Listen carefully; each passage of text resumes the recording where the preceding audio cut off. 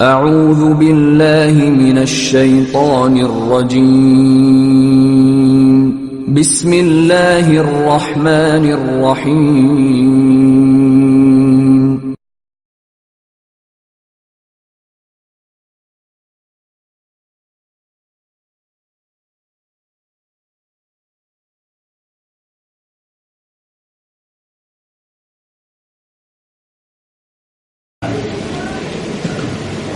This great deen, respect to the brothers and sisters in Islam, is based on something very important. Continuously, brothers, they say, let's highlight the topic of al-wala wal-bara, allegiance and despower. But we forget something very important, that we start with wala, which is allegiance to one another, which is Islam, teaches us a great lesson how we can have allegiance to one another, to love each other, to be united as one ummah, as Muslims, as Allah subhanahu wa ta'ala said, إِنَّمَا الْمُؤْمِنُونَ إِخْوَةً. Indeed the believers, indeed, al-hasr wal-qasr, إِنَّمَا al-mu'minun, one of the main traits of Iman. One of the traits of Iman. You do not become a true mu'min until you understand the brotherhood in Islam. You understood the brotherhood in Islam.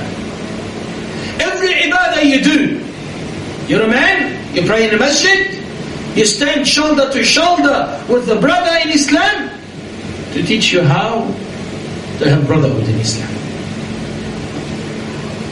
Why the Prophet ﷺ said, do not differ, otherwise your heart would differ, meaning in the standing in a line. To feel that you are one unit. Like a bunyanun marsus, like a building, a brick would aid another brick. Ikhwani fillah. Allah subhanahu wa ta'ala, when He said, إِنَّمَا الْمُؤْمِنُونَ إِخْوَةً, He's emphasizing on the point that an iman required to understand that you have a brother in Islam. And remember, every brotherhood, we're talking on the way driving here with some brothers, every true brotherhood has to be through Islam. And every other brotherhood is a fake brotherhood. Meaning, brotherhood in the gang. When you're part of a gang, oh, he's my bro. How you doing, bro? And you hug him, Wallah bro, I don't know what you're coming up with. But by the end of the day, when push comes to shove, you're the first one to abandon your brother, and the only brotherhood that remains, and that benefit you in front of Allah, is the brotherhood in Islam. Is the brotherhood in Iman. Is the brotherhood of Tawheed. When I truly love my brother, I'm prepared to sacrifice for him. This is one thing the enemies of Allah don't think about. They cannot understand the brotherhood in Islam. When a person is prepared to give everything for the sake of his brother, to bring his brother close. When the Prophet ﷺ said to the meaning, one of you cannot become a believer, a proper mu'min, if he sleeps while his neighbor is hungry. Shuf subhanallah, when the Prophet ﷺ said, تَبَسُّمُكَ بِوَجْهِ أَخِيكَ صَدَقَ, smiling in the face of your brother is a charity. To lead to what, ya akhi? This ahadith to lead to what? To bring about the brotherhood in Islam, so we can share this strong trait, this urwa, this strong tie, so we can share it through brotherhood in Islam. And the brotherhood, it is not hugging and shaking and taking each other to cocktails. Finish, bro, let's go have cocktails. Sah.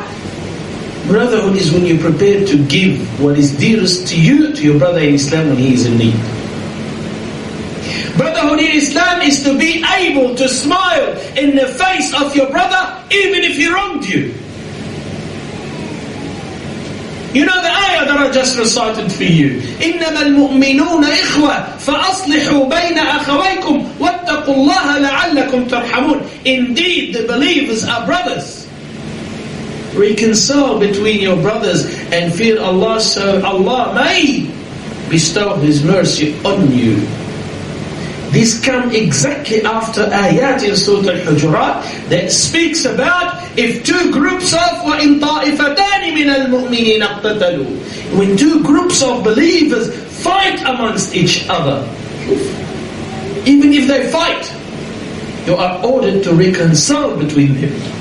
Even if there is a blood spilled between them, they remain a brother, and their brotherhood in Islam, that sacred tie above every tie in the world. And that's what Allah subhanahu wa ta'ala said to you and commanded you. إِنَّمَا الْمُؤْمِنُونَ إِخْوَةً فَأَصْلِحُوا بَيْنَ أَخَوَيْكُمْ. Reconcile between your brothers. Let's examine this and examine ourselves. We become today a mean, a tool, a ladder, a way for the shaitan. I come, you know Ahmed, Wallah he said this and said this and said this and this, and you know Abdullah, Wallah he said this and you see we're all cracking on each other. And the hate grows.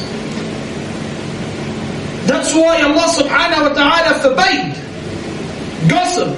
أَيُحِبُّ أَحَدُكُمْ أَنْ يَأْكُلَ لَحْمَ أَخِيهِ مَيْتًا فَكَرِهْتُمُوهُ. One of you loves to eat the flesh of his brother while he's dead. Imagine your brother is a dead corpse in front of you and you're taking the flesh and you're eating it. This is when you're involved in gossip. Why Allah gave this ugly example, this example that can turn your stomach? Why did Allah give that example? He gave that example for a reason, because nothing destroys the community like these acts. Nothing destroys the brotherhood like these acts. And even if someone gossips towards your brother, and your brother talks to you, rush to him with love. Because wallahi, it's not worth it. Wallahi, the true brotherhood in Islam, one of the seven people when you're in dire need, you are shaded under the shade of the arsh of Allah on the day of judgment. يَوْمَ لَا ظِلَّ إِلَّا ظِلُّ. Two people met on the love of Allah and dispersed and left based on the love of Allah. This is the value of brotherhood in Islam.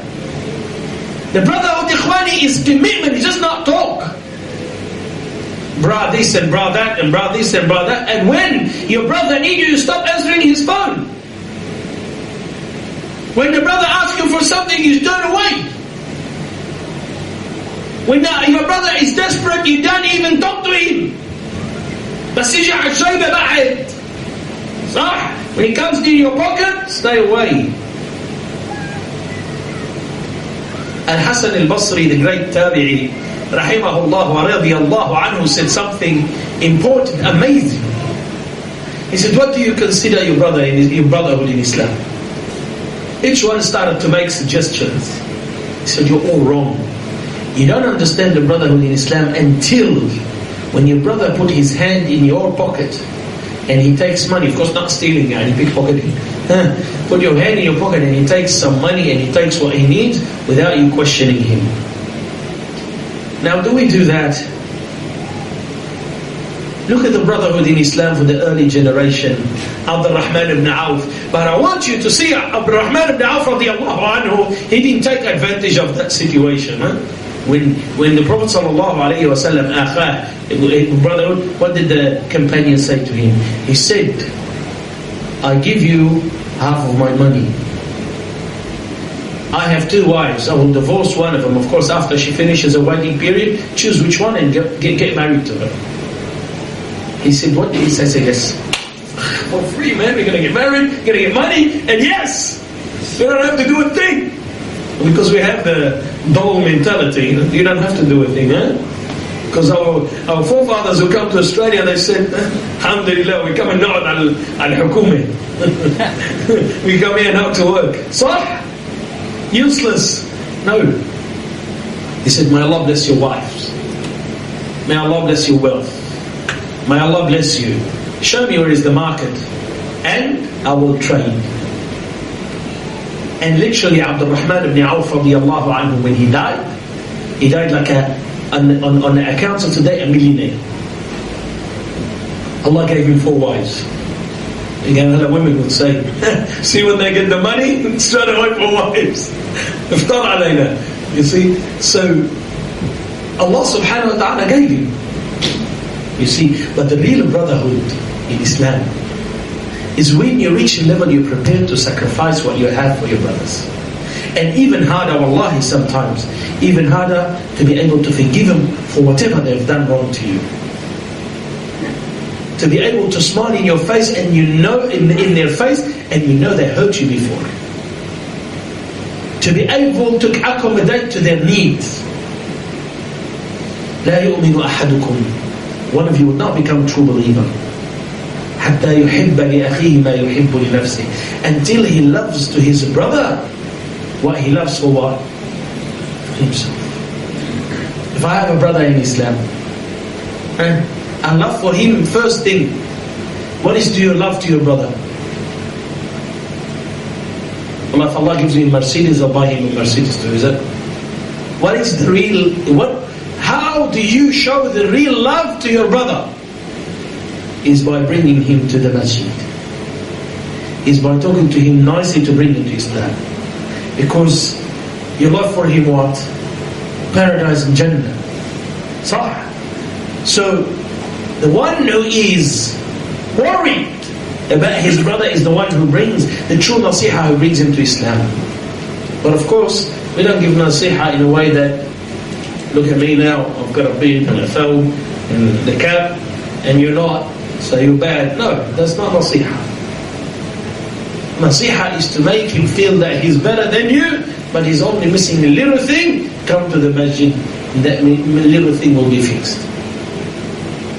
Ikhwani, لا يؤمن أحدكم. You do not become a true believer until, because listen to the hadith, akhi. What is the hadith saying? It's saying, حتى يحب لأخيه. You know, to love for your brother what you love for yourself is very hard. Let's be honest.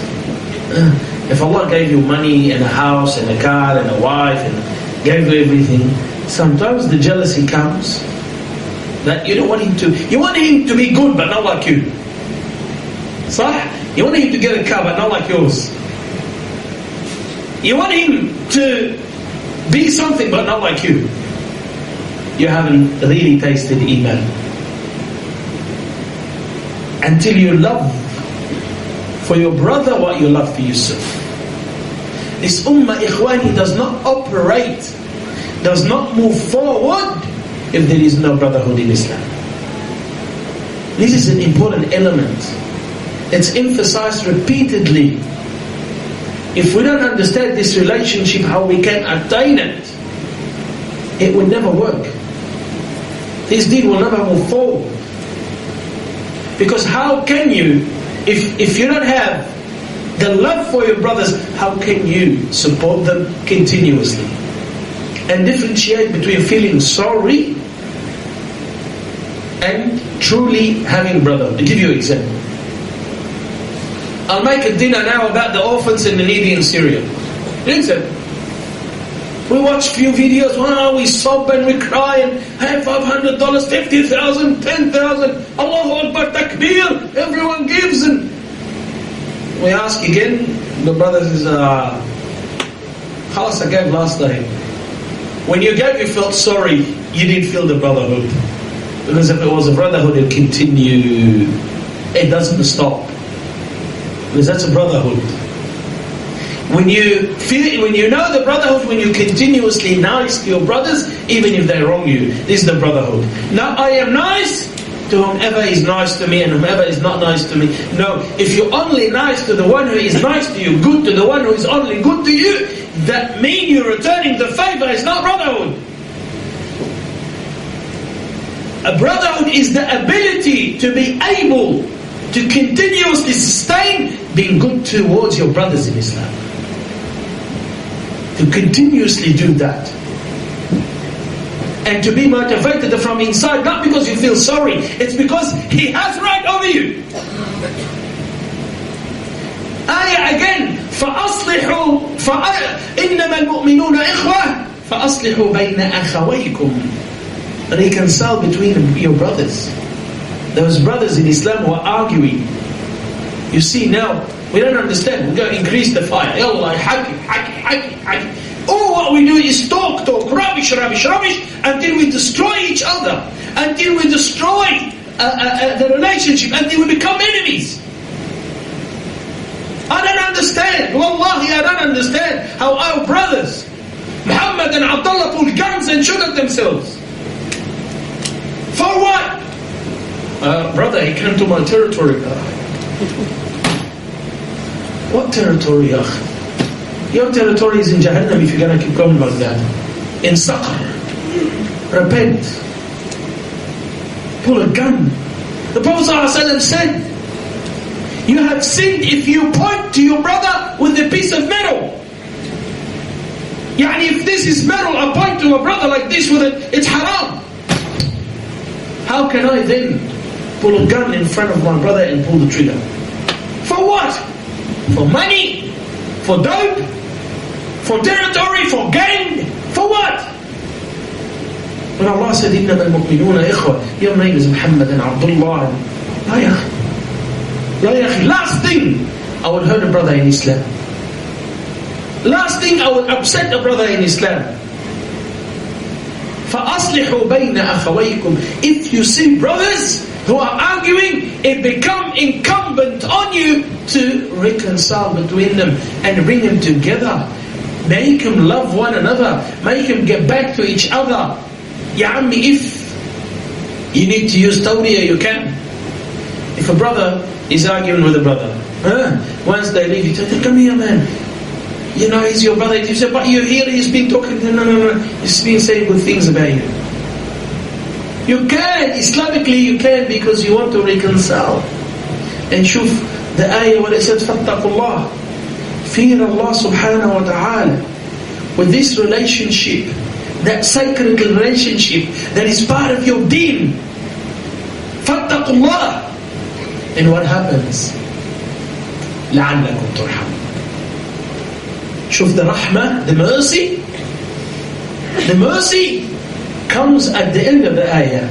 That when you keep up and maintain the relationship, maintain this tie of brotherhood, it's a cause for you to attain the mercy of Allah. Yani, if I have sinned and I've done many mistakes in my life and I wronged, how can I get the rahmah of Allah? One of the means is when you see brothers arguing, be a good cause, reconcile between them, brings their hearts together, bring the love between them together, talk to them so they can come together.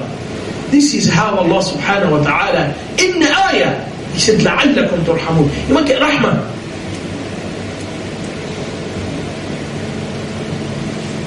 You might get rahmah from Allah by reconciling between the brothers in Islam. By you, this is you, if you have upset someone, by reconciling with him. No one will ever tell you that you're never going to get upset from a brother. Yes, you do. And no one tell you that you're going to live your life and your brother's not going to hurt you. Yes, they're going to hurt you. But by the end of the day, you need to have that attitude to be able to forgive. Akhi, and I'll finish my talk with this. Do you hear this repeated? Brother, yes. Wallahi man, I had enough from the people. And Allah, look, I'm going to outcast everyone. I'm just going to walk away and do my own thing. Enough is enough, brother. Every time I get problems. So how many of us, inside our hearts, have that? I want to isolate myself, man. Every time somebody gives me a problem. Know that this is normal, this is life. The more you mix with people, the more you get headaches, the more you get problems. But at the same time, it's an opportunity for you to get rewarded. It's an opportunity for you to be rewarded. By what? By forgiving, by being nice. The man came to the Prophet ﷺ, he said, Ya Rasulullah, my people, I give them da'wah and they harm me. My people, I talk to them and they harm me. My people, I bring them, I try to be kind to them and they harm me. Do I isolate myself or I'll be patient? He said, no. Isbir, be patient is better for you. And even if they harm you, mix with them and mingle with them. Even if their harm is far more rewarding than isolating yourself. So akhi, the message that as the Ummah Muhammad sallallahu alayhi wa sallam, we all need to understand that we're all brothers. And we all one Ummah, the Ummah of Muhammad sallallahu alayhi wa sallam. And no matter what happens in between us, we remain the Ummah of Muhammad sallallahu alayhi wa sallam. And my brother in Islam is more dear to me than everything on this planet.